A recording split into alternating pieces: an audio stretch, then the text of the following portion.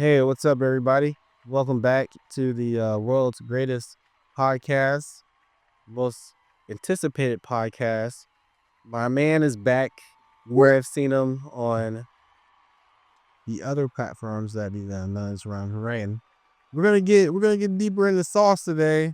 We're gonna have a conversation about technology and touch on music and maybe even what happened in 1997 because I did not know that occurred.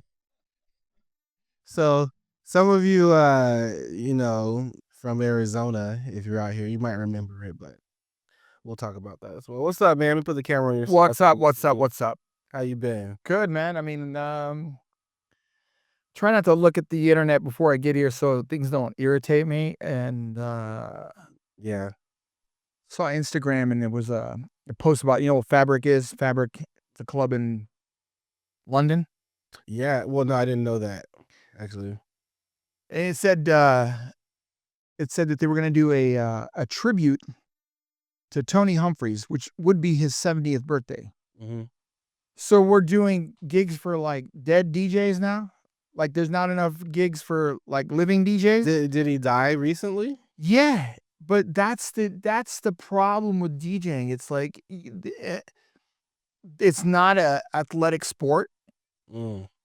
So, for instance, when I was coming up, Clark, with hip hop wise, Clark Kent Premier, Yeah. right? Yeah. Primo, you got DJ Quick, you got all these I mean, go down the list of like old Detroit DJs. Yeah. They never retired.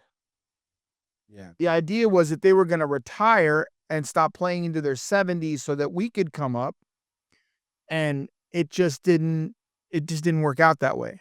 Yeah. And I think that's the same way with hip hop too, because it's like, oh yeah, back in the boom bap days and 90s, if you produced hip hop in the 2000s, there's no record of you at all. Yeah. They give DJ Jazzy Jeff his flowers. Like I've seen. Finally. Yeah, finally. There was about a 20-year gap, between 92 and 2012. But he's him Premier are actually like, even like my partner Z-Trip, he's a solid DJ.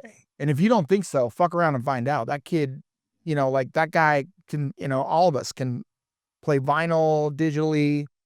But there were turntablists, like Qbert and the Scratch Pickles and Bomb Shelter.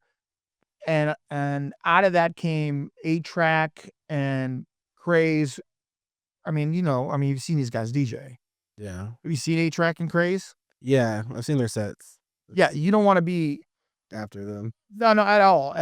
I mean, it's one of those things where it's like, it just makes you look like you're just standing there. And yeah.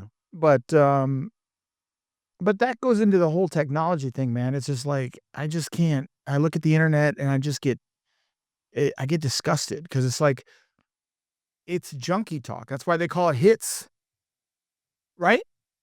When you go, oh, I got this many hits, or it's some guy going, oh, when your wife asks you to take out the trash, or like some 30-second clip of just like, you can't live your life in clips, man. Life is not based on clips. You know what I mean? Yeah. We're living in a time where people want to get content fast and quick, and it's just snippets of things. It's just short form, get straight to it, and that's how they consume the content. It's crack.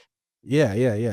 People just, hey, what we got? No, it's like, when they say in jail, like, put your head down or whatever. No, I've never been in jail. Oh, I mean, I'm just saying, I that's what I assume, but they say, keep your head down. Yeah. Well, that's pretty easy now that like everyone's got their head down.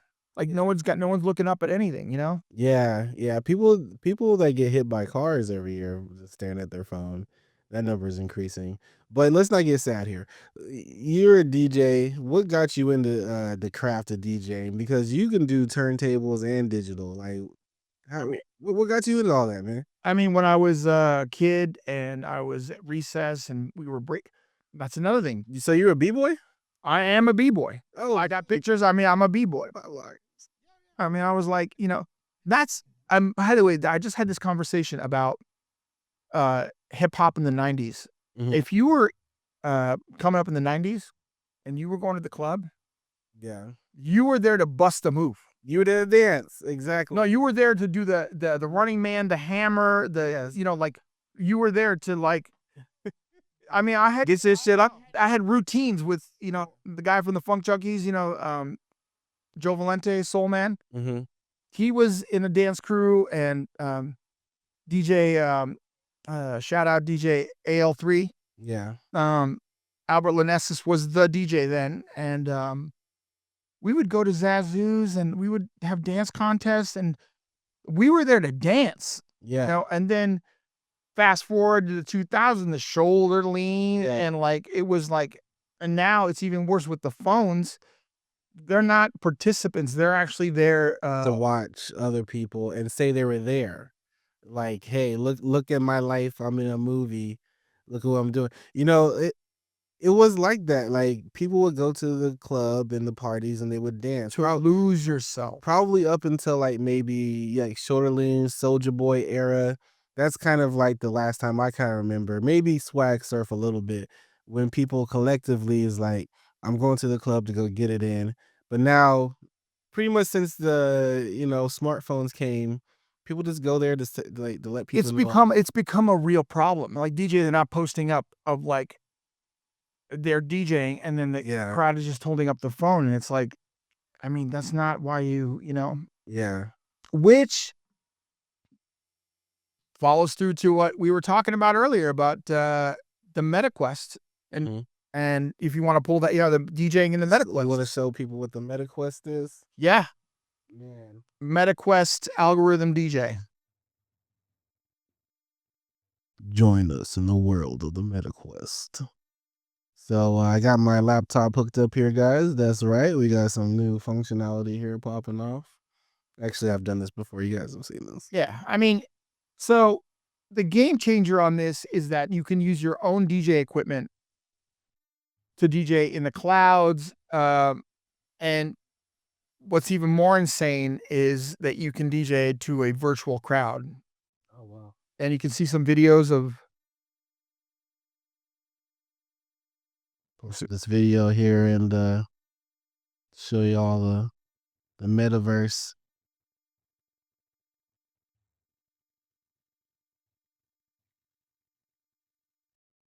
So I do believe they have audio in there, but we cannot hear it. Yeah, you want to get a strike. But anyway, so you'll wear your virtual reality goggles, Mm-hmm. and now DJs are actually playing with these. It looks ridiculous, by the way, but Yeah, that's awesome, man. I mean, but that's the thing. But what's even more insane is that there's more people showing up in the MetaQuest versus at the actual spot. Yeah. Look at that. Look at that, y'all. This dude is pretty much just DJing with his hands, and like there's no gear, right? Like, Right. that's wild. Yeah, so when you're a resident DJ and you're coming in after another DJ, you don't have to bring in all your gear and shit. You just show up. You just show up with yourself. I mean, now the new thing is like if you're on Beatports, it's all subscription services, right? So, but for a minute, and they didn't think this through. I think it was Algorithm DJ. Yeah. I did a thing where you could play off of Spotify. Oh yeah, in Tidal. Yeah. That was amazing. Mm-hmm. I DJ'd off of Tidal a couple of times, and I loved it because I would curate my playlist depending on what type of event I'm doing. And what happened to Tidal? What happened to Tidal? I mean, what happened to Tidal? Yeah, Tidal went down. Yep. Well, it changed drastically. It's all the same, man. It's all the same. I mean, this is my biggest problem with when I talk about radio. Mm-hmm. And it's like I don't understand it. I've never been a part of it, and it's wild that I haven't, because I've been DJing for so long. Yeah. Not a single DJ, like you would think, okay? It's like, oh, it's all about money. No, it's not. Because if it was, you'd go, oh, there's a festival that just made $1 billion this weekend, Mhm. and they're playing house music and electronic music. You would think, right? Yeah. A station would go, let's get one of these guys on and let them play this kind of music Yeah. on the radio. But well, what's stopping them from doing that? I mean, you tell me. I mean, you've got the Walter Cronkite School of, the Edward R. Murrow School of Broadcast Journalism Mhm. with an AM station Mhm. that doesn't broadcast over Ash Avenue, right? Yeah. New Mexico State has an FM station, right? Do you know every community college in Arizona and actually in the country, each community college has a FM transmitter? I didn't know that. But that makes sense because college radios. I have begged them. Yeah. I have come to them and said, please turn on the FM transmitter. You should be able to go to a production class, make a song, and go, hey, man, I'm going to play it on my college. You could literally be, what's that guy? Mhm. Byron, what's his name? Byron. He's a comedian. He bought the Weather Channel. Byron Scott. Byron Allen. Byron Allen. Oh, that rich dude. He's rich as hell. Again, with the Weather Channel, we could be the next Byron Allen. We could literally turn on all of these college stations, right? Yeah. And start our own college network across the country of playing music that the regular radio doesn't. iHeartRadio owns everything. And this is what I'm talking about, is this new Sonos app. My prediction is that it's gathering information, and Spotify is already paying you nothing, right? So with Sonos, it creates AI tracks, and pretty soon it's just going to go, what kind of music do you want to hear for the next hour? And then create it. And I don't have to pay an artist. I don't have to pay a producer. I don't have to pay publishing. Hold on, man. So you have me thinking a little bit differently here. So you telling me that it can create like a fresh list of new music in that moment We're that you doing it. hear it. I just showed you the app. We're doing it right now. Yeah. So it'll give you some new Drake without it being new Drake. Like it's just giving you Shannon Kendrick. I haven't figured out this app completely. I mean, it's learning my I've done some AI stuff. I mean, I created country Middle Eastern music, which Yeah. two desert people, I mean, it was like wild. I was like, this is it, man. There's going to be honky tonk Arab music. Like, this is it. Yeah. And it says you can hit surprise me and it creates new music. I can also download the track. I don't know yet if I'm allowed to upload it to Spotify. So that has got me twisted a little bit. So I haven't figured this out yet. Yeah. But what are the laws, the music administration things that you need to know? Again, this is what the Yeah. the vampires, blood-sucking warriors are going to try to figure out before, but you're not going to be able to stop it. Yeah.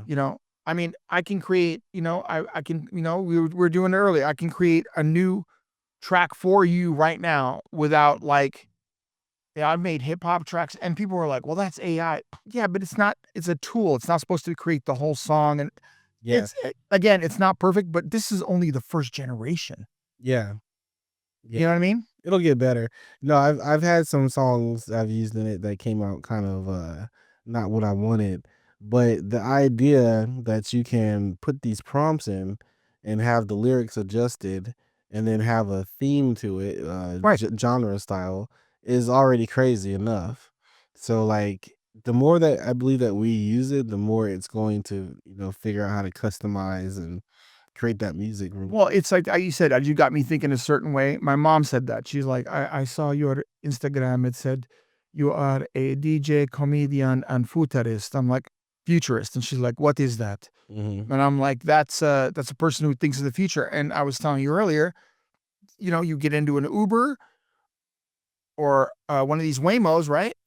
Yeah. I predict in 20, 30 years, you're going to have a ticket or you're going to be a suspect in a murder. And it's going to lock the doors and drive you to the police station, right? And my mom started laughing. She goes, I think you have done too many psychedelic drugs. And I'm like, no, right? But that's the thing, is it like a futurist, you got to think about like, what is next? Because like I saw with the Red Bull, the iMix series when I was part of that, that's when everyone had iPods. That's how far back this is. and people would put their iPods in and it would mix automatically. And I learned within 3 months, I didn't know anything. I saw a guy mix Rammstein and Celine Dion. Nuts and gum, 2 things that shouldn't go together, but it did. But then I had to go, "Wait a minute, I need to rethink Mhm. what I think can go together and what can't go together," right? Yeah, yeah, absolutely. And it's going to test those limits. You mentioned future being a futurist, and I love that. One of my favorite futurists, I don't know if you heard of him, and if you haven't, I love you to research him, is John Fresco.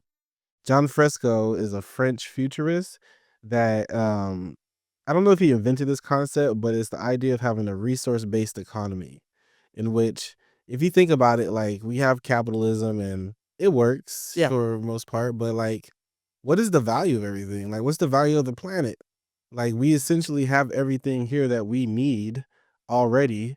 So why don't we just figure out what the resources are in each area and then we can start using AI and robots and automation to do those laborious jobs. But you just mentioned earlier, one of the guys I love, Philip K. Dick, Mm-hmm. wrote Minority Report, wrote Yeah. Scanner Darkly, Blade Runner, Running Man. Uh, I mean, I could go down the list. I mean, he's written what we call I mean, is it science fiction if it becomes fact? At that point, it's a reality, right? Right. I mean, he did a lot of drugs. I mean, he said that he was visited by a thousand-eyed alien that told him that what the future was gonna be. Oh. But, I mean, I again, I think with AI, we're talking about music right now. There's like Mm, there's synth GPT.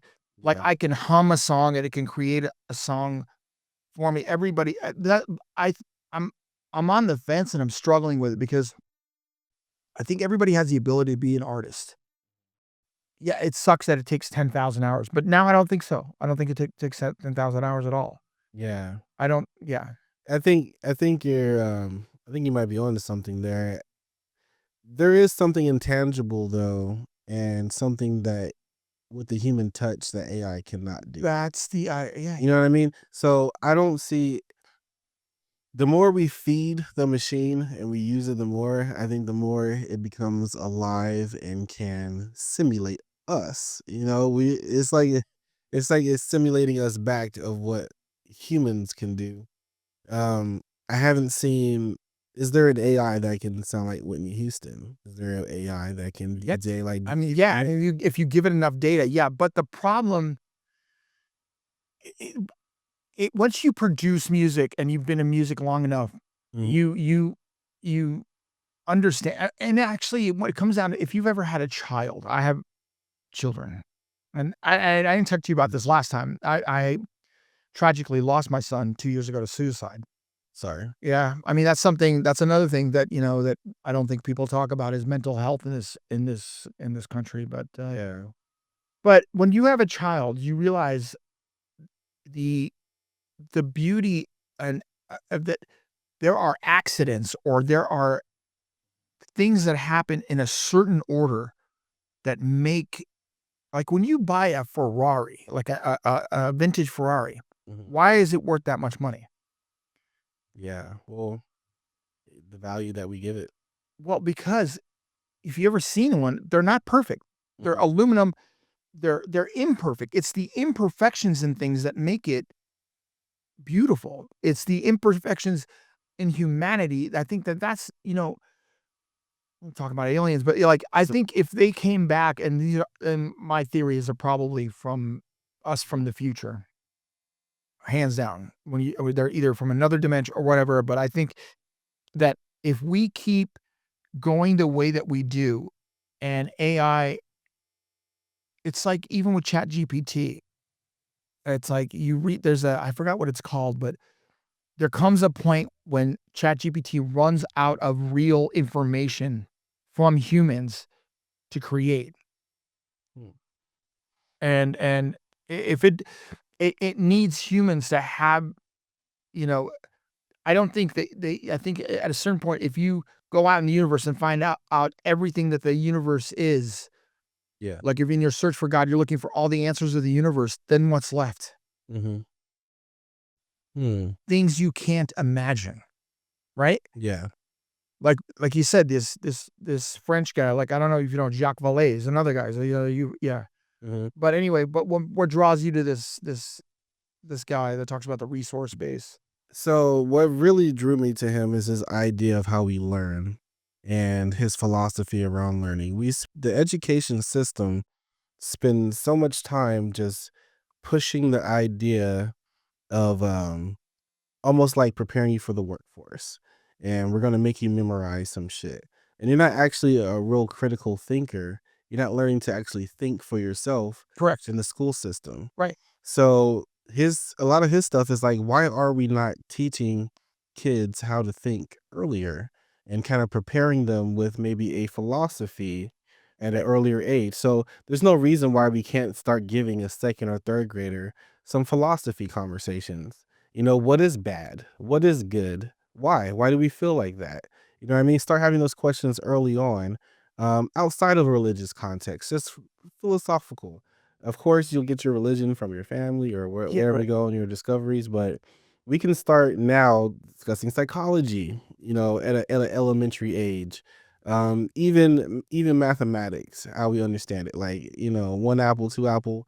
Like, let's apply it through the context of like a job or not a job, and that's doing Right. actually what, like through something practical like food, like less measurements, like there's not really a lot of that, unless it's like a specialized school or some type of unique type of training a child is in, like a gifted program or what have you, Right. you know? So that's really what drew me to him was like, as a parent, yeah, I can start instilling in my kids to think like this, but then I'm constantly fighting the programming that they're getting at school, that especially through their friends. So they'll meet a friend, could be a bad influence or whatever you want to call it. They're just an influence, maybe not bad. So now I have to combat that philosophy of that Yeah. person. You know what I mean? And so it's better if there's I don't know if it's better, but it could be more conducive to society to have more alignment on like, all right, we think these are college courses, but really maybe these are elementary courses. And I think about Star Trek. I don't know if you watch Star Trek. Yeah. The Vulcans, they start early The on. Vulcans, it goes, yeah, yeah. All right, no, I got it. So they by the time they're college age, they're learning how to run a fucking spaceship. They didn't spend their elementary years on some bull. You know what I mean? This is, by the way, I was a teacher. Yeah. I did K through 6. I did middle school, which is the Lord's work. I'll never do that again. Oh man. And then high school. Yeah. And when I was over at Cortez High School, one of the things that, first of all, it was amazing. We had a workshop that was a woodworking Mhm. class, right? Shop, and they didn't have funding. By the way, being a teacher is like playing poverty. Yeah. I mean, you don't get paid what you deserve. I mean, which is crazy. Yeah. But there was a welding school Mhm. at Cortez, right?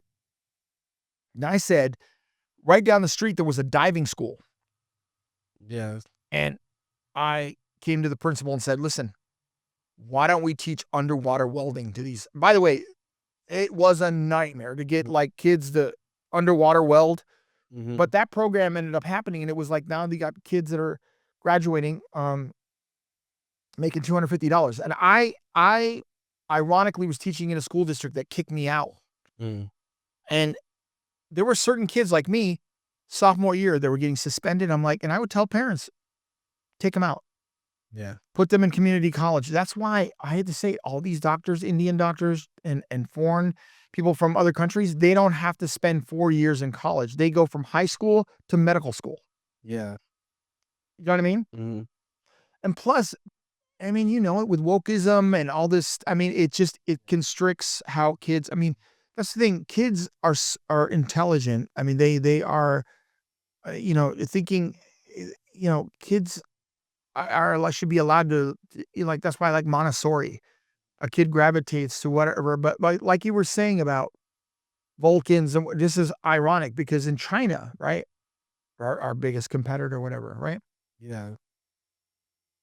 If China had an original thought, we would be done. Right. That's the difference, is that in this country, you think as an individualist, right? Mm. And then China goes and copies our products, makes them better, cheaper, or whatever. Mhm. It's all state funded. But the point is, Yeah. you cannot be an individual there. Yeah. It is absolutely punishable by law, right? And I don't know. I don't know, and it's also something I talk about too. I mean, like K-pop. I mean, I don't know if you know this fact. Mhm. Music is getting taken over by K-pop. You think like what do you mean by taking over? Like how so? Do a web search on K-pop. K-pop distributor buys. This is gonna rock your world.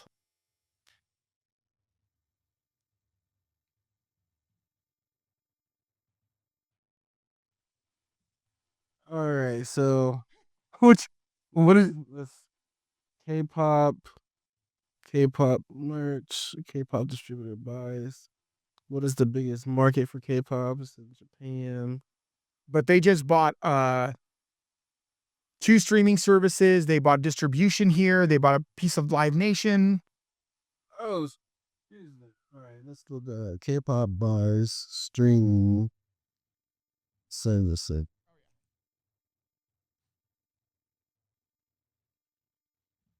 All right, so KKO Bank is a subsidiary of tech giant KKO Corp. Last year, took 39% stake in K-pop agency SM Entertainment. It also controls Milan, a streaming service. So What does that tell you? it's getting bigger. I mean, they basically bought themselves a ticket to ride. Yeah. They basically, um, But the music industry, man, it's it's dirty. it seems to be a conflict of interest when like you're a corporation or a label Yeah, and you're buying a streaming platform.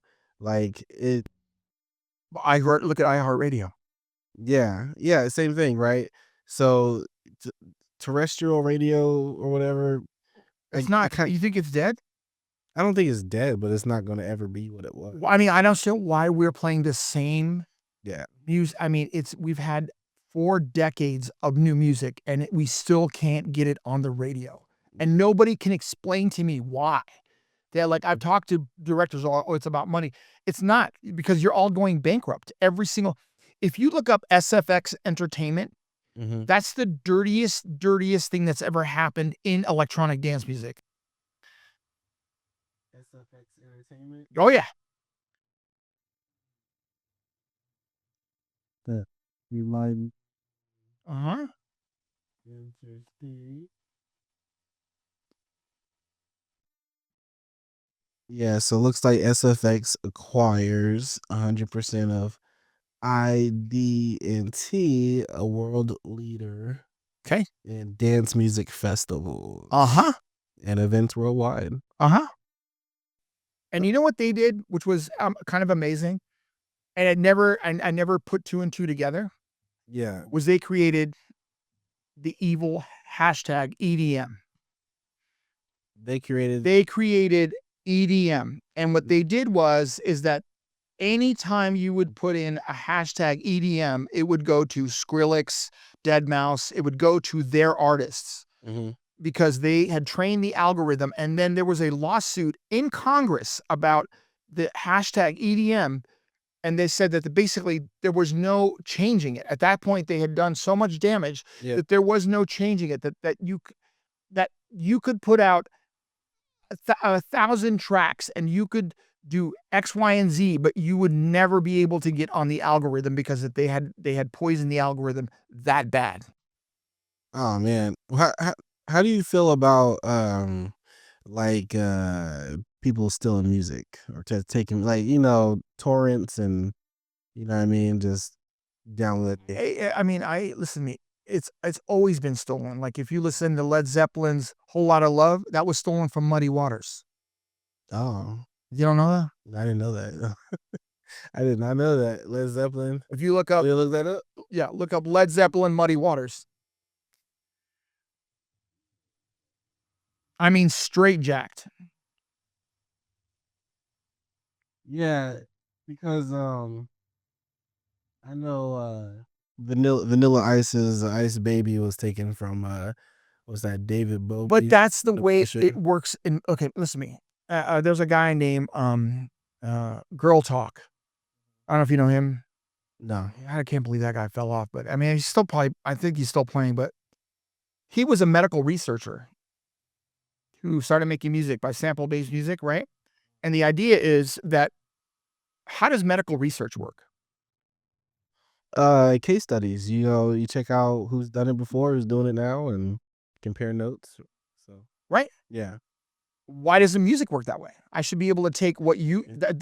that's the only way that it can progress is by taking what's been done before and then Yeah. right. No, it absolutely does happen that way. So I know for a fact that Drake will steal your music and then send you a percentage of the publishing.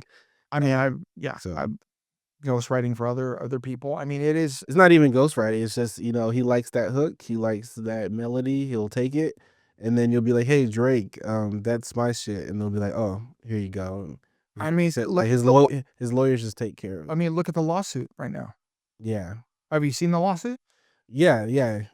Well, I haven't read the thing, but I know essentially he's suing UMG He's right. for pushing Kendrick's song, He's which, you know what I mean? right, but he's right. But He's right, but he's wrong at the same time. this is the thing. When it's done to him, he doesn't like it. But when Exactly. right, you know what I mean? But this has always been the case. I mean, I remember I pride myself on being an electro DJ. Mhm, But electro spans from hip hop in the early days of whether it was Egyptian Lover and early like Tila Rock stuff, Mantronic, all the way to mhm, IF and Beverly Hills 808 303 and these guys that are making like electro stuff, even like mhm, Ben Evans, shout out Ben Evans, the Droid. But the problem is that if you do a search on electro, Beatport has created this thing called electro house. hmm. So you'll see this so they purposely like killed it by doing electro. So then it was like Detroit minimal or Yeah, you know, but I mean, I think that it's like this clip. This is the thing that we're talking trash because none of this is all meaningless because now all you have to do is have a 30-second clip on TikTok yeah, to get rich. yeah. And that's what people are making content for. So instead of putting your heart and soul into creating this masterpiece, you're creating, I mean, actually that's relevant. Like it could still be a masterpiece, but it's being specifically designed for, you know, that type of consumption for TikTok, in which if you are a lover of music, sound, sonics and stuff like that, I don't know if we're actually getting the best out of our creatives I from that I platform. don't know. If I have like we said earlier, you're like, oh, you're a b-boy, right? Mhm. That's the one thing that makes me a better DJ than most DJs Yeah. because a vegetarian cannot cook you a steak. Yeah, they can. I mean, they can tell you what temperature, right? And they can tell you, They don't know how it oh, tastes, but they can cook it. 100%. Yeah. And if you're not a dancer, you're not, you know what I mean? It's like, so you got these guys that aren't Mm. dancers. They're up there Mhm. like this, or they're doing routines up on stage, and Mhm. honestly, I'm glad that there's more female DJs, Yeah. but man, I can't compete against a set of, Mhm. a low cut dresses and like routines and like, I mean, Yeah. yeah, I mean, it's, She'll invite her friends up to the booth. They'll do a little dance routine. I've seen those sets, and yeah, I mean, like I said, I don't know, like, as far as like being a DJ, that's the other thing that I've had to learn too is that I forgot that it's about having a good time. yeah, And I wasn't for a while in the right mind space for it because it became maybe too much about having a good time and not like, and then I didn't want it to turn into work. But yeah, again, it is about having a good time. yeah. Yeah, And that's the hip hop element, right? Where like you have to control the crowd and like really the whole vibe of it is on your shoulders. Like you got to either get on the mic, tell people what to do, you got to play the right song at the right time. You got to instruct the flow and the energy of the room. So like the power of the DJ is tremendous. but it's the unpredictability of it. Mhm. That's the beauty of it. Like when I played with Bomb Shelter, it was the unpredictable. I mean, again, it was hard to be consistent, but if you were, it's the unpredictability of vinyl. By the way, vinyl, because the needle can skip. Mhm. It's never the same. Things can mess up. That's the beauty of it. That's why people love watching Joe Rogan, and we talk to these people for 3 hours. I mean, he's somebody like, with the Cat Williams thing. Yeah. You want to hear because you don't know what's going to come out of his mouth. Yeah. It's the same thing, you know? Yeah, yeah, there is definitely something about that in the moment experience and like the unknown occurring. I want to bring up something that you mentioned, man. You said aliens might be people from the future. You can't just drop a bomb like that I on it mean, and not elaborate. Like what are you talking about? Aliens might be people from the future. uh, there was an astrobiologist, and he brought up probably the best argument for it, which is they're too symmetrical. The aliens are just Much too symmetrical. like what does that mean? Like Okay, but humanoid? with all of the possibilities in the universe, you're gonna tell me that they have two eyes, nostrils, two arms, legs. Like us. Yeah. No. Yeah. And again, I think if we keep staring at screens, our eyes are it's already happening. Our eyes are getting bigger, Mm, right? yeah. I don't think that we're already starting to clone things. I don't think that we're going to have intercourse any longer. I think we're just going to start, like you said, Yeah. was it the Romulans or the Vulcans that, The Vulcans, yeah. right? I think they genetically breed, or I don't think they actually breed, do they? Or what happens? I don't know. I don't know their history. But again, I think they're coming. I mean, I'm into like Mhm. extra dimensional. It's wild. There's a book called The Flatland, Mhm. which talks about a circle coming into a two-dimensional world and what that would look like. It's Yeah. wild because all you would see something round get bigger Mhm. and then smaller. You wouldn't see, because in a two-dimensional world you can go this way, but you can't go up. Yeah. So do you understand how that works when they talk about? Yeah. Yeah. So in the fourth It's dimension, like an ant. It's like if an ant walked up to a ball because essentially an ant is walking on one plane, 100%. right? You know what I'm saying? Right. So if you said like a spear right in front of the ant, you're like, what the Right. fuck? But then when you're talking about time and differentials, and you're talking Yeah. about time, this is the most incredible part, is that if we're on a train Mhm. and we're looking forward, right? That's the future. Mhm. And then if I look to the side of that window, that's the present, right? Mhm. And then if I look through the caboose, that's the past, right? Mm. Right? Yeah. That's where we've been. Yeah. But if you go into the fourth dimension, the train is on a circle. Yeah. There is no future or past. It's cyclical. Mm. So that's what they talk about in other dimensions or whatever. Yo, there's an African proverb that kind of explains that when I forgot how it goes, but it's almost like things are as they was, as they will be, and will continue to be. You know what I mean? So it's the cyclical nature of life where you can like kind of fret on things. Well, these things have already occurred before, right? Like that's the loop part of it. But then outside of the bubble, whatever you want to call this, space and time bubble, Yeah. that's where the shit's happening. That's where so what Yeah, I mean you know what I mean? there's something called Project Pegasus, which still blows my mind. There's a guy that said that he went back in, he traveled through time. Mhm. There's proof of Forward or backwards? backwards, and there's proof of it. There's a picture of him at the Gettysburg Address. You can look it up. Holy smokes. Yeah. Project Pegasus. You don't know about this? No. He's actually a congressional lawyer, which is wild, and his dad was a general. And I've always wondered this. I'm like, how do they get like he supposedly was 8 years old when this happened, right? Yeah. And one of the things that he said, which was wild to me, is that he said that his dad, he goes, because he told his dad, he was 8 years old, and he goes, "Dad, how can you send me in this time machine when you don't know if I'm gonna come back, right?" And you know what he said to him? What is it? He goes, "Okay, if we were on an island and there was a volcano exploding, right? I would put you on a boat and send you out into the ocean, right? Not knowing what's out in the ocean because I'm sending you out to your safety." Yeah. Okay, that's great, but we're not on an island and there's not a volcano. You're just a piece of garbage. You just sent your 8-year-old into the, and so they sent him as when he was 8, um, so that in case he couldn't come back, he would still be old enough that they could get the information from him. Yeah. They had to send him naked, right? What? Hold on, you'll see in the picture. The Terminator shit. Okay, watch. They had to send him naked. Mm-hmm. So when he got there, he had to wear some shoes that people gave him. Mm-hmm. And if you look at his haircut, if you look at the images, Project Pegasus, that picture was behind glass in the Smithsonian for like, I don't know how many years, but look.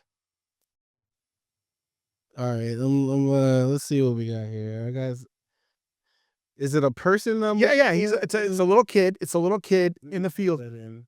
Project Pegasus. What little kid? Right. Gettysburg Address, right there. See it? Oh, I see. I see. So Now look at that kid. Look at his haircut. Look at the shoes. Load up. let's take a look here. Uh-huh. Oh, time traveler.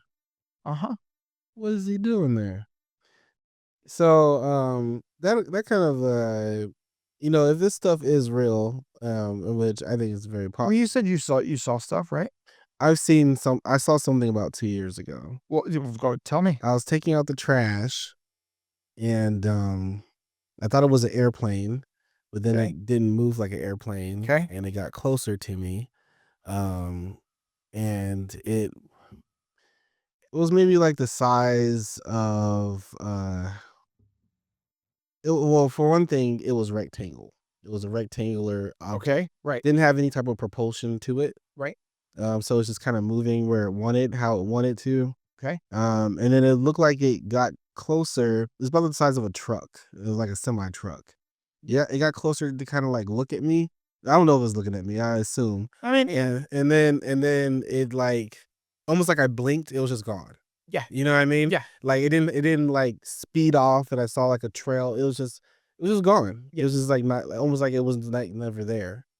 And so I saw that I was taking out the trash, and I was like, "What the f is like?" And it messes you up. It messed me up for a little bit because I had to think like, is my brain tripping? Like what's going on here? Like, am I fucked up in the head? Yep. Do I not understand what is real and not real? So it sat me down for a minute while I had to think about it, and I was like, no, I absolutely saw that. And it didn't shock me in the sense of like it's gonna make me change things. It just made me go like, all right, well, the experiences that people have about these things, Right.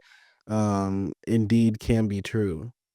So that's kind of what happened. Like I just was taking out the trash, some shit came down, looked at me, and blinked away. Well, I mean, we talked about this earlier, but they did this whole city dirty in '97. No, I mean, they did the entire city dirty. So, I mean, like, Mhm. David Holthouse, who was on Joe Rogan, interviewed me for the New Times. You can look that up, but Was this in 1997? 97, right? Mhm. But we both saw, and I sent you the video clip of it on your phone of a guy that did, but just look up the Phoenix Lights. So this is what's absolutely, and by the way, this just came out in the Pentagon UFO videos, and the disclosures.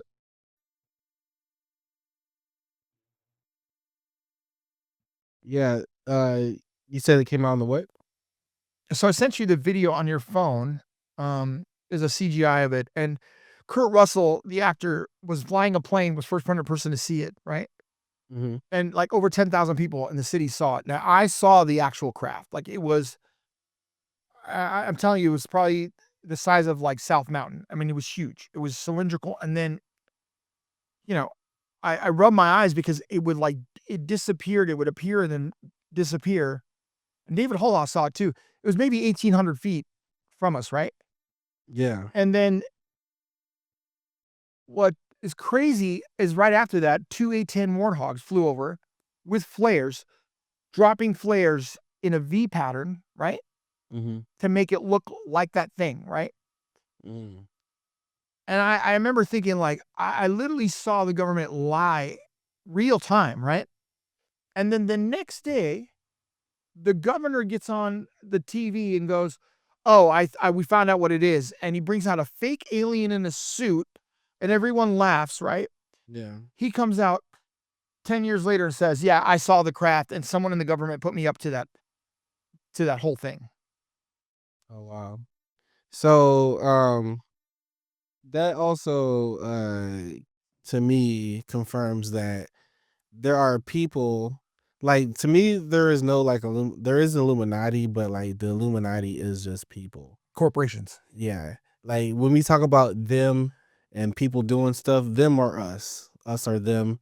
They're the people that actually have the information. And so that's the age we're in, more so it's like a war of information. It is, and it shows me the lunacy of what's. I mean, I graduate. I'm political science. Like you told you, I was going to run for office in a few years, and to me, when I said before this election that I was going to run as an independent, people were like, "Eh." Mm. Let me tell you something. After this election, I think that there's probably more likely chance of people voting for another party because it's just gotten to, Yeah. you know. But the point is when people say, "Oh, those people," or even the homeless situation, when they go, "Oh, I can't stand the homeless." Those people are us, man. Exactly. That I mean, the fact that we don't look at those people as part of our society and that they're Mm. like they're a subgroup of our society that they don't deserve treatment or because they're on drugs or they don't have any wealth that they're, Mhm. that's that to me is probably the most sickening part of what's happening now. Yeah. And the fact that like you said, it started with Bush. Remember, he was like, "You're either with the terrorists or against us." I'm like, Mm. and that's why I was going to start this clothing line called Victims and Perpetrators. Because I heard a guy say, when it comes to Arabs, they're only victims and perpetrators. And I'm like, that struck me. Yeah. It's like, Yeah. even with like all this, like TikTok, what's Yeah. going to happen in January when Yeah. Nothing. Nothing's gonna happen. you don't think so? No. It's too much money. It's too much money there in that. Well, that's what this UFO thing, when these Pentagon things is why it's so important Yeah. because it's not about the aliens. That's not what's important. You know what's important? What is it? No, I want to hear what you gotta say. Okay. What's important about these UAPs? What is the most important part? To me, to me is the siphoning of technology and information. So, what can we give you next? We are. This is like what we think is new isn't new. It's been around. It's been used. But we have to have a reason to give you this next thing. No, no, no. I mean, you're close, but let me just tell you, if you believe in Bob Lazar, right? Yeah, yeah, I've heard about Lazar. By the way, he was right about everything, right? Yeah. Element 115, all of it, right? Hmm. And like you said, as a futurist, I've sat down and thought about this, and I do not have an answer for you Mm. because it's going to take. So you're telling me that what we're seeing is a power device or a craft that can bend gravity and light. Hmm. You, so we're talking about an energy source that is limitless. Yeah. I mean, Lazar was talking about, power loads that are unimaginable, right? Hmm. So if we admit that this thing exists, right? That we have a power source that is unlimited, Hmm. how are we going to fold this into the fabric of our society? So you're kind of saying is they're babysitting us so we don't fuck them up. I mean, Kind of like they have to secure.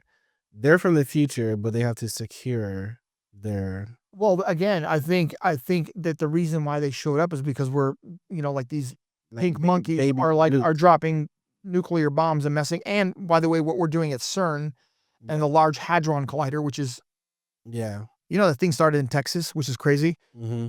It's like telling you that I'm going to create and find out what a Cadillac's made of by smashing two of them together. Right. Yeah. I mean, there's this, there's the wildest story about the Large Hadron Collider. Do you ever hear about the pigeon that flew into it? No. I can't say without laughing. Okay. Okay. Pigeon drops bread in Large Hadron Collider. This is, this, by the way, this is the first time that scientists had admitted. Okay, so a baguette landed. Well, wait, hold on. I mean, this is, go ahead, read it. Go ahead, read it. A baguette landed on an electrical substation Uh-huh. above the so the Hadron Collider, causing a power cut. The incident occurred at compensating capacitor with a collider's main electricity supplier centers. Okay. So what you're telling me is again, this is wild, right? Dropped a chunk of bread right into the collider there. It looks. So these mathematicians work the math, right? And you Yeah. believe in math, right? Yeah. And I love this because 36 out of the 52 scientists, and I can't say this without laughing, said a bird, okay, while it's mathematically possible that a bird dropped a piece of bread down a tube, Star Wars style, right? Yeah. Down a tube, right, to prevent this. They were, by the way, they were jumping in power by a factor of 7, which meant it was like 1% of all the power in the world to run this thing for an hour, right? Mm-hmm. And they said, well, it's mathematically possible that the bird did it, but it's more likely that someone from the future sent the bird. Sent the bird. What? Yeah. They said it was more mathematically possible that someone from the future sent the bird to drop the bread. And I mean, this was No. this was a major story, and it just went right over people's heads. Yeah. Oh man. But well, back to what I was saying. But if you've got a power source that can bend light and gravity, Yeah. okay, why do we need APS? Well, I mean, what are you talking about? Why do I need a hydroelectric generator? I mean, what are you talking about? I mean, if this thing can do, and obviously they are doing what they're able to travel, Mhm. because if time doesn't matter, right? You can jump from one Mhm. point or whatever, right? Yeah. Yeah. You know, that I would be thinking about that bird thing in the Star Wars thing for a while. It's hilarious. That's probably, I mean, that makes sense. Like, yeah, it's like the idea of like a ghost. Like, we're not gonna like pull out our phone and record a ghost, but there's so many people that report that they've seen a ghost. And so like what the fuck are they doing? I mean, I don't. I have seen enough. I saw when I was a kid. I saw a ghost. Mm-hmm. It's the lamest ghost story you've ever heard. Yeah. I was at my friend Dougie Morey's house when I was like 8 or 9 in Chicago, Mm-hmm. and he'd had a birthday party, and they had Kentucky Fried Chicken or whatever, and we were up late in his room, and I'm like, dude, I'm so hungry. He's like, go down to the fridge and go get some Kentucky Fried Chicken or whatever. Walked down to the kitchen, and his grandma was doing dishes or whatever, and I walked back, said, didn't really look at her, closed it. Mm-hmm. Woke up the next morning, said his mom. She's like, yeah. And I go, what happened to the old lady doing dishes? And she's like, what? I'm like, yeah, there's an old lady doing dishes. And she starts crying. And I said, yeah, the old lady with green sweater. She goes, that was my mom. She passed away like 2 years ago. And she would do dishes in the middle of the night. That was it. She didn't like, she wasn't, but I mean, Yeah. but I saw it. I mean, I think that you, like you said, you can't, Yeah. I mean, I don't know. I'll add, it could all be a distraction. I don't know. I don't know. Yeah. My mother, Middle Eastern woman, every other day. Oh my God, they killed Netanyahu. Oh, there's a tsunami coming. I'm like, Mom, these are all, yeah. Mhm. And it bothers me because it's like little old ladies, you know, men and women, 2 generations above me, They don't know, man. I mean, Yeah. they can't tell. You can't tell AI generated from Yeah. And that's where I'm getting at. Like, w- how do we differentiate magic for, Maverick. Right, I know, you're right. No, you're right. so like it can still be fucking with us. Um and also there could be energetic things that we just don't quite understand about how reality really works, you know. I don't As far as transferring your, like when you leave this reality. See, have you seen the movie Soul? You seen the animation Soul? Yes, yes. So I like that as a description of kind of how things work. You come from another realm, you have your soul already, but you pick up a personality while you're here. Yeah, personality is going to be things that you like to do, your music, your crafts, your art, whatever you're Yeah. into. So when people leave this reality, oftentimes they leave their personality, their spirit, like what they did while they were here. Their soul is gone, but then there's a imprint of the energy that they left here, which is doing dishes every night at midnight. Yeah. So that to me, I don't know how that explains, but I think there has to be a scientific explanation for that. Well, this goes back to what I talked about earlier. And Mhm. have you done ayahuasca? Not yet. I'll give you a link. I'll give you a link. You want a link? Give me a link. Yeah, give me a link. It's Aya Guide. Shout out ayaguide.com. They do it in Tucson. Okay. ayaguide.com. After my son had committed suicide, I was having a really hard time. Yeah. And when I did ayahuasca, uh, it was what I mean. I won't tell you about the 2 days, but I'll tell you the first day. I just went through this tunnel, and then I see this being of light come closer and closer, and I somehow knew that it was my son. Yeah. And then he reached into my chest and started pulling out these like black eels, right? And he couldn't get it with one hand, so he like reached in with his other hand and he's pulling them out. And in the most real moment, right before he's pulling us out, I put my hand on his hand and I go, leave a little bit. Mm. And I realized I'm like, I'm holding on. I feel like I need to hold on to that sadness and pain in order to like Mm-hmm. connect with him. And he goes, nah. And Take it all. he threw it up in the air and I started throwing up like black stuff right out of my mouth, right? I'm just throwing up. And then I couldn't breathe. And these 3 shaman that do the ceremony were sitting around a fire and one of them threw something into a flame. And I saw myself shoot through that flame like a phoenix and took my first breath. And honestly, I I know this is tough for people to understand, but I don't have any sadness about it Yeah. because as I'm looking you in the face, I am gonna see him. Mm-hmm. It's one thing for my priest or someone to tell you, oh, he's in a better place. Yeah. Yeah. He's not suffering anymore. He's in a better place. Yeah. And I am gonna see him again, Yes. and Yeah. as well as everybody else, and it was probably the best thing that's happened to me. I don't know, I can't recommend it enough for people. Yeah. Yeah. Bro, drugs are so powerful in that sense. I wish that we had more controlled outlets for people to have experience like that. Yeah. Instead of hitting the streets and getting something, Right. you can have that effect, but then, you're dealing with other things after that. But they are getting, but again, it's not Yeah. the chemicals right now. It's, Yeah.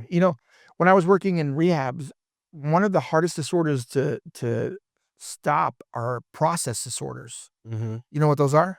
No, what's that? Gambling, sex addiction, shopping, Oh, eating disorders. yeah. Like the girls with the eating disorders are the hardest to cure Yeah. because they would lie. Yeah. They would come in, they'd go, "Oh, and then, by the way, I gotta keep your attention up here because you know why? I'm stashing food underneath the table, right? And then I'm going to smoke and put rocks in my pocket so I weigh the same as the food." Yeah, oh yeah. Yeah, yeah. And then Yeah. when you stop an eating disorder, it can become a shopping disorder. It's like gambling. Yeah. Gamblers aren't addicted to winning, they're addicted to the process of it. Yeah. going to the casino and putting it all, and that's what they're addicted to. These kids and these people, I'd say society as a whole, that are addicted to their phones right now, Yeah. that's gonna be a tough one to beat, man. Yeah. Yeah. That one's gonna be circling back to AI. That one's gonna be tough because they're gonna have so much data on you and know exactly who you are Oh, they and they what you like and yeah, how to give you that thing. You know what I mean? Like specific ads for you. they already Specific. have them. Yeah. Minority Report, they already have them. Yeah. China already has a social number Yeah. if you jaywalk or whatever.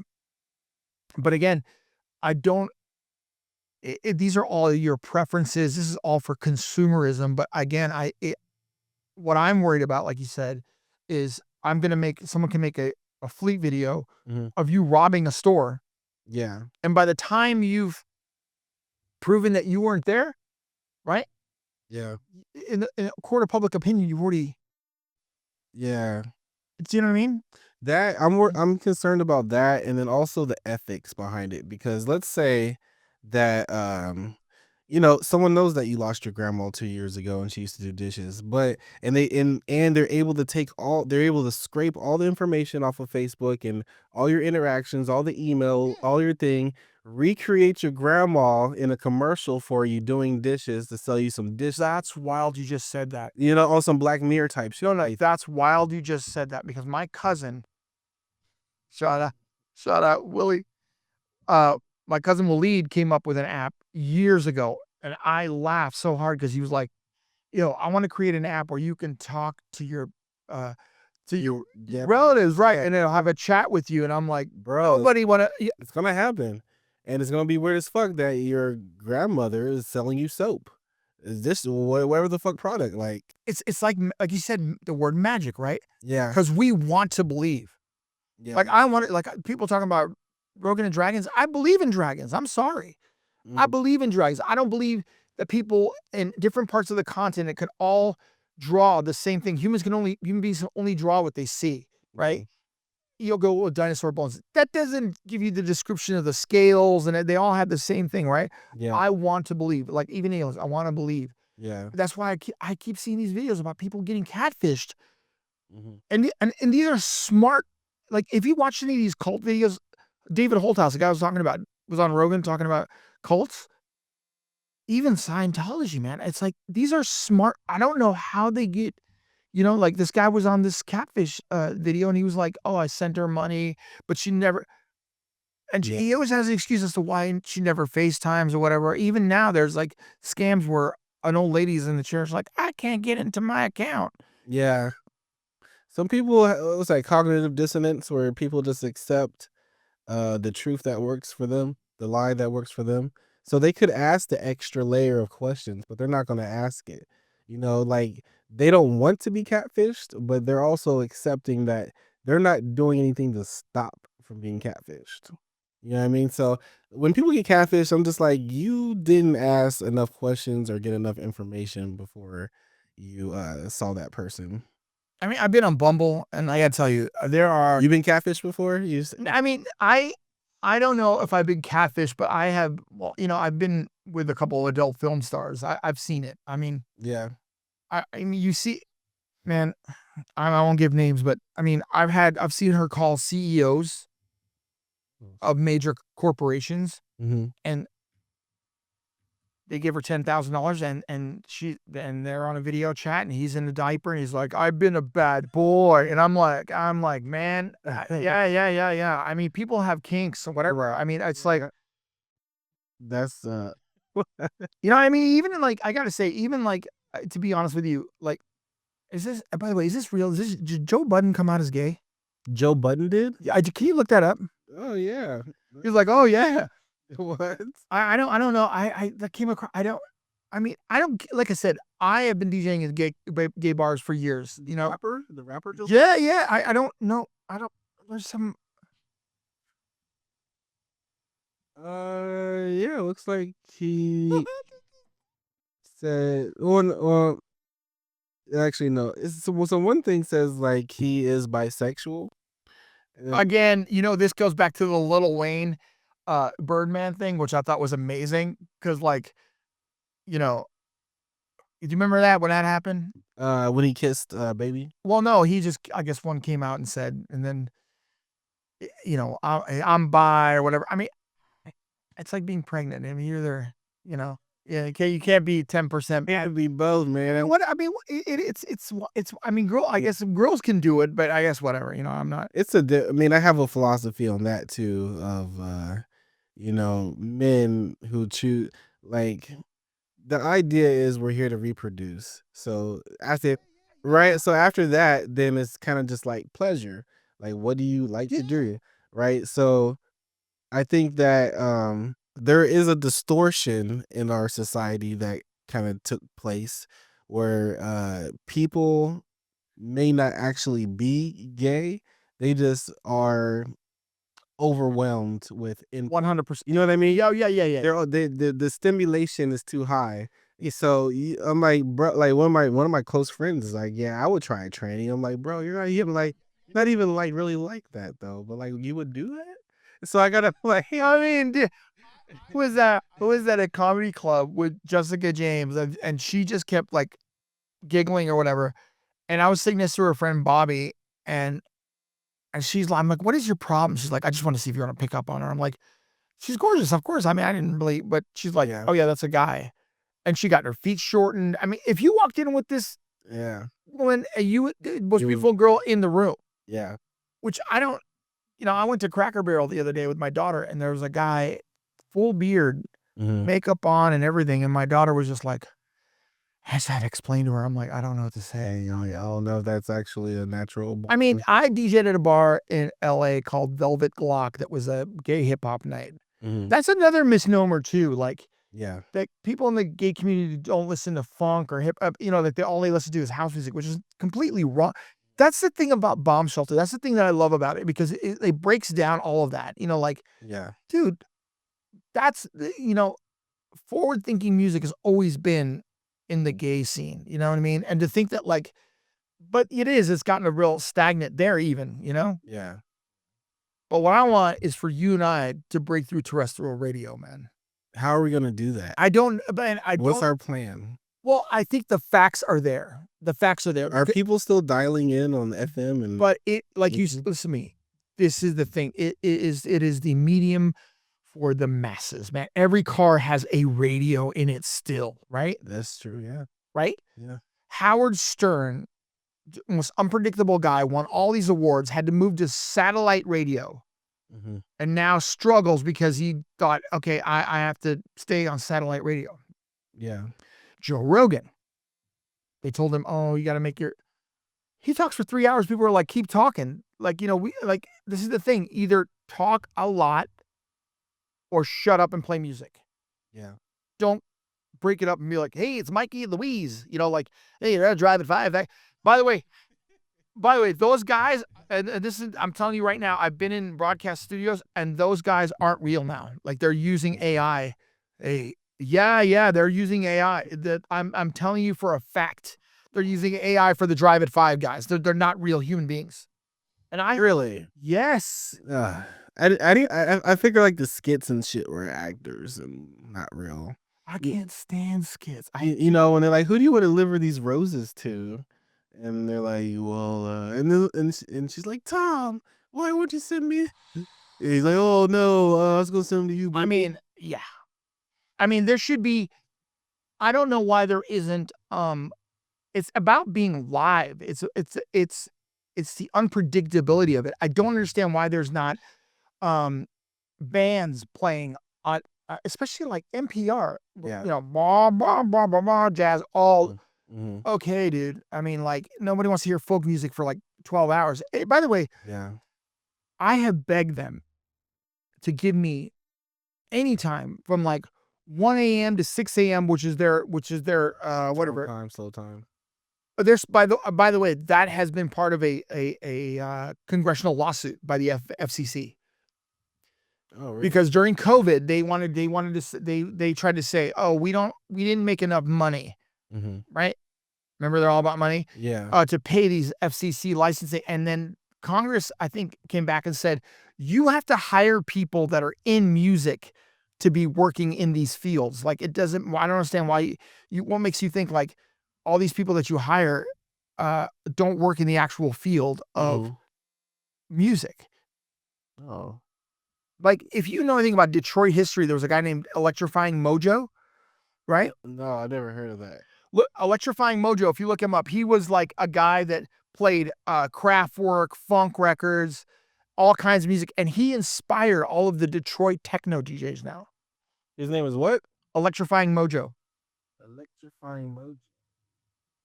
I mean, I don't want to do any more pirate radio. I mean, I don't want to. I don't want to keep risking jail time to keep broadcasting.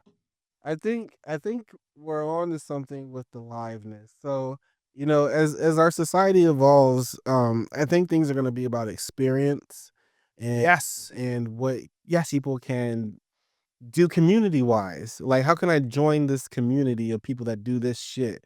And I want to fuck with people that do live shit because that's that's the community vibe around it. Whether it's DJing, you know, whether DJing the homeless, we go down there. We're gonna do something for the homeless. Yeah, just like, to me, it's about curating experiences for people that are unique and different, and you know, not the same thing. And the younger people, it's such a challenge for them because things are so like on the phone. So the liveness is like combining the world of like, you can be in the community right. and you can be on your phone, so you can join in live. Well, that's why I told you that one of the things that I'm trying to champion is making applications that people can create real time and that they can play with the DJ or with the artist, right? Yeah. They should be able to, you know, there should be it should be about a live community experience. It shouldn't be about one guy on stage while you sit there and watch. Nobody wants to see that. You know what I mean? Yeah. I mean, like, everybody wants to feel like, I always told this to Naveen. Everybody wants to feel like they belong. Yes. Do you know what I mean? And it's about being in the real experience. You know what I mean? Like, I don't think, you know. By the way, it's about cash money. Like, you know, I've been to 4 stores, including getting coffee, where they're like, "Oh, we don't accept cash." I'm like, "What?" They're like, "Oh, we've had too many robberies." I go, that doesn't make any sense, man. It kind of does though, because you don't have to take cash anymore. It's not necessary. I mean, if anything, the value is not backed up anyway. Like, you can't, a dollar, like a physical paper dollar, isn't gonna like do shit like it used to. What do you mean? You know, yeah. Well, let me tell you, I can bring it all back to one thing. Do you know what? You know the one thing that'll bring it all back to center? What was that? If you want all of this in the world and the universe, everything to make sense, everything in your life to make sense, you got to know one thing. Oh shit, that's a big statement. Okay, you ready? Yes. How is gold made? Billions of years of actually, I've heard 2 things. So gold isn't local, you know, terrestrial, if you will. It comes from off planet. And then if we're like trying to mine it or like get it from here, it takes like billions of years of just, Okay. you know, what's it called? I forgot the process, like, No, no. I'm not a geologist. No, none of that. None of that. No. So it is, Star explosion. you can look it up. Okay, let's look that shit up. Okay, ready? There's our sun is this big, right? And then you have a neutron star, right? Yes. Here, right? Step 1, ready? And then another neutron star, right? In proximity. And then they combine, ready? Yeah. And they collide in a giant pulsar, which is the most powerful explosion in the universe, right? Very violent and huge. Only in that process is gold made. The supernova. Okay, wait. Now you're telling me a civilization that didn't have a wheel, okay, decided that they were going to dig up millions of tons of dirt to find a metal that isn't even hard enough to make a weapon out of and to make jewelry? Yeah. Yeah, I don't buy it. Okay? Yeah. You know what? That's why the Anunnaki were doing, bro. That's my people. Yeah, that's your people. I mean, if you look up the Anunnaki solar system, look up the Sumerian solar system. Yeah. They had the solar system on the wall for 6,000 years and no one bothered to look. Yeah, people, humans, we're maybe some type of worker, No. cattle. You don't think we're here to mine gold? I mean, I think so. I definitely think so. I definitely think that, And like, and genetically engineered stuff? well, if you're Middle Eastern, especially if you're a Christian Arab, like my mom is Babylonian. Like, there's a guy named, Ashur Banipal and um what's the other guy? Ashur. I mean, these are all like, Mm-hmm. you know, uh, Gilgamesh, another guy Yeah, that lived. yeah, Gilgamesh, yeah. Okay, they lived. I mean, even in even in Hindu, Mm-hmm. there are stories now, like, especially if you look at Hindu beliefs.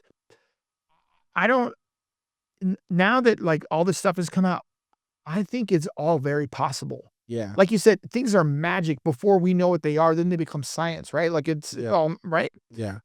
And I think that, um, part of it is that we've tried to fit it into this Mm-hmm. religious, Yeah. It had its own depending on what government had the text or the information is how it was used historically. well, So I don't know how they're gonna, like, I've been to Guatemala, mhm. seen these Big Mother Teresa. I've seen these temples, and I asked the guy, "Oh, how many people lived here?" He goes, Oh yeah, yeah, "Yeah, pyramids out there. yeah, yeah, oh, you." Hmm. Yeah, And he's like, "Oh, approximately 120,000 people." I'm like, "You're telling me the town of Peoria built this?" yeah, Yeah, I don't, yeah. yeah. It's possible that maybe the us from the future were more interactive back then. More engaged with the people. Yeah, I don't think that we're spiritually, and just based on what we were talking about, Yeah, just people, and just the way we look at, you know, everybody's been in low times in their life and have been in struggling times, and we've all had help, whether, but yeah. to look at people and based on, like, look at, remember we were talking about hyper poverty? Hmm. It's an $1,100 sweater that's got holes in it.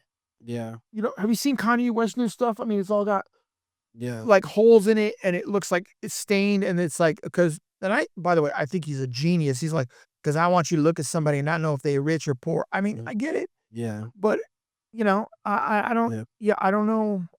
I don't understand what's, I don't. Seems like he could have made a lot more sweaters with that cost. Could have got a lot more people who are poor clothed. But I do understand Kanye's philosophy on that. You know what I mean? Like Yeah. I'm no different than them. They're no different than me. We are the same. And I think a lot of his money does go towards the nonprofits or charities. Absolutely, You and know what I mean? So you are putting money back into that, helping them. see, if we were on terrestrial radio right now, Mhm. we could have been getting calls, which would have been great. Yeah, we can get calls right in through this Bluetooth right here. We can dial out and call people I and mean, shit. And we should do that. we should do that next time. Yeah, Or 100%. We should definitely call follows. people, yeah. We can go live. Even have a webcaster box. We Yeah. can do live on Facebook. Yeah, we need to, I want, people to ask me questions, ask you questions, and Hmm. tell me what, I mean, that would be, I mean, Yeah, especially on this thing, I mean, like this, yeah, I mean, so many people saw the Phoenix Lights and all this stuff. I mean, yeah. yeah. Hey, everybody! If you want to call in and you're an actual alien and you're part of the Anunnaki, or maybe you use Suno and you're a DJ and you want to talk shop with us about that. Give us a call. I'm not gonna put the number out yet. I'm probably gonna do like a Google number. You know what? You know what I mean? Next time what we'll do is we'll have somebody tell me what kind of song we'll make. Make a song about it. 100%. I like that. We'll produce on the spot. I like that right there. All right, well, let's wrap this thing up. We were already chopping it for about an hour and a half. And I think I do what gotta use the restroom and whatnot. Everyone, thank you for watching today's episode. Make sure you like, comment, subscribe. Do you want people to follow you on social media? 100%. DJ Emile 808. DJ Emile 808. Make sure you give him a follow. And you guys, if you see something in the sky, you know what I mean, it could be us. It might It might be us that you're looking at. Shout out Maceo Plex Lone Romantic Records. Yeah. Cool. That's That was good, man. Yeah. Maybe I don't like it. Oh man, I love good news and bad news. What happened? You didn't get it. You got the audio. Not the. That's fine. But we got the audio here.